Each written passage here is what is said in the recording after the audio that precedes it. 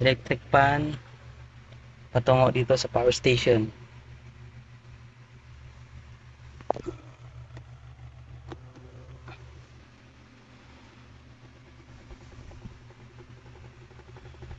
.5 volts AC output, 150 watts pala to maximum. Kaya niya yung mga fast charging na cellphone. Check natin sa TV pa. Charge muna sa cellphone muna.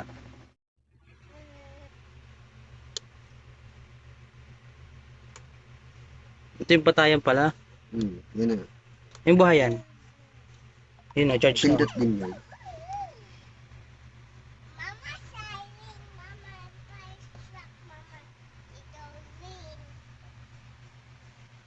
Ayos. Sa TV naman. Tapos yung LED flashlight ay nandito pala sa gitna. Long press.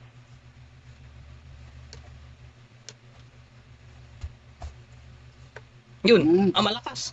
Ang lakas. Doon pala yun. Malakas.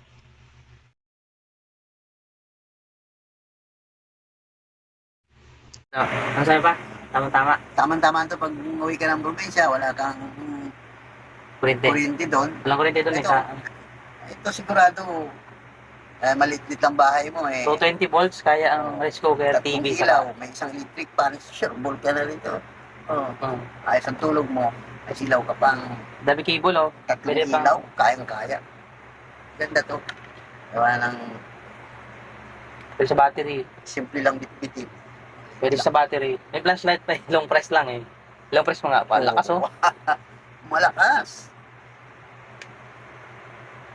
Bigat to, pwede gawin yung dumbbell eh. Pag emergency mong Pag- pag emergency mo Pwede gawin yung dumbbell, bigat eh. Bigat yan sa biyahe pa. wala problema. Maganda. Siguro Tama lang, to doon yung sa- karton nyo kung lang itapon. Tatlong ilaw, isang electric fan, Saksak pa ng cellphone. isang cellphone mo ayos. Malayo ka sa gitna ka ng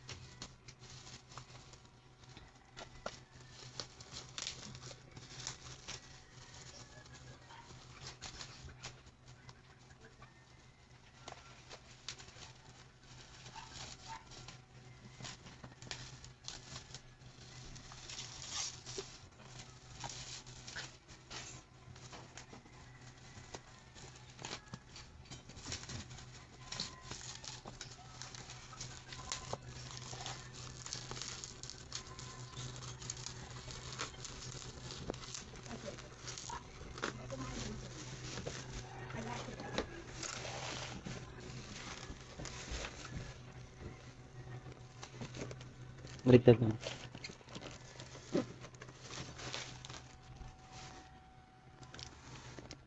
Wait lang ba? Tingnan natin pang data.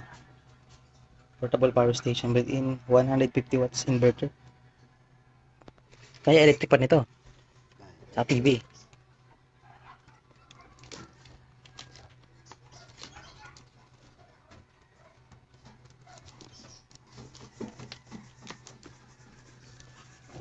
Wait.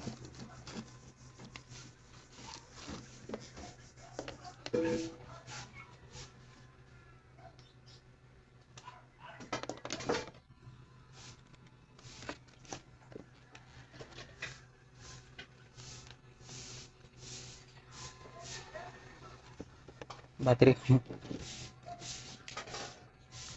Yan, yan. Ito. Ito yung free. Libre to. Walang bayad yan.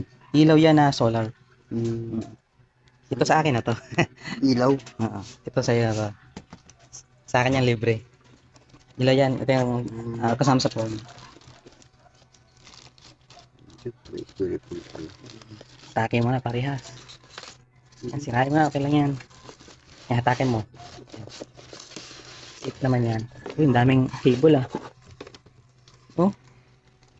Quadro. Mic. Android. Type-C. Hindi ko alam to. Tapos, pin. Sakto meron ako dyan na headset na pin eh. Pwede ito dun.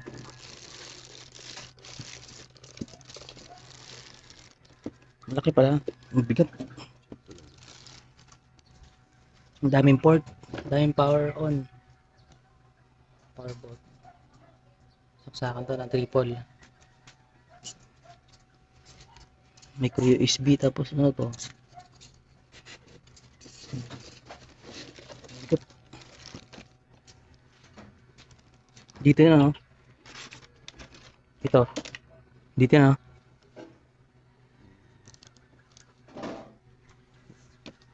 Kaya magsaksak sa ano, battery. Try na natin.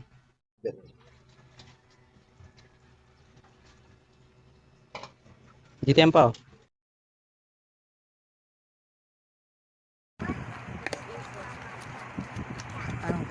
Solar lead. Pwede siyang i-charge sa ano, tawag dito, sa labas ng bahay. Pang outdoor, tingnan natin to. Maganda. Oh. 2 volts, 1 watts, 1 is IP65. Ano ibig sabihin ng IP65? Waterproof pag IP65. 600 mAh. So mabilis na siya malobat.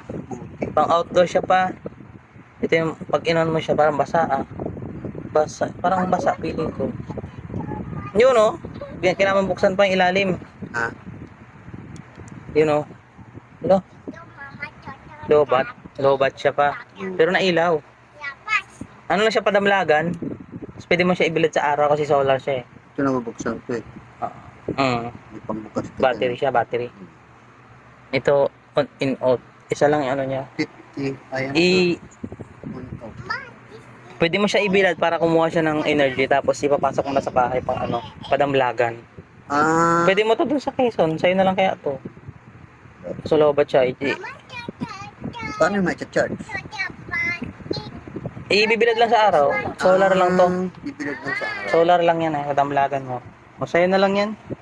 Hindi namin yan magagamit dito. Ito pag May ilaw kaya pala po siya. kasi siya nagsisilbing ilaw. Ibig sabihin, bibilad ko siya. Bibilad mo. Maabutan ka man ng ulan, di masyado masisira kasi waterproof naman. Ay, pero ano, water resistant para. Balik mo na dyan pa. Dito, ilagay mo to dyan. Hindi, ilagay mo to dyan sa karton na yan. Yan. Yan. Pakinabang mo to sa probinsya. Dino ba't dapat i-charge siya? Ang alin? Ito.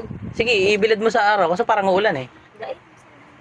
Kasi pag binilad mo, baka mawala yan dyan. Saan mo ibibilad dyan pa? Kasi hindi masyadong makuha ng tao. Hindi natin alam kung saan nakalagay. Pagka-arrange lang.